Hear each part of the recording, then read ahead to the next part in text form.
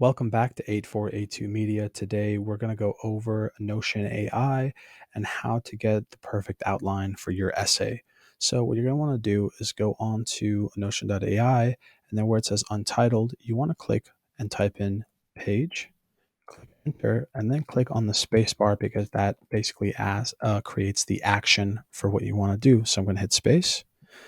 Now we have all these options. We can do brainstorm ideas, blog posts, outlines, and we're going to choose essay. So it's going to say, write me an essay about, and I wanted to write me about the importance of redwood trees.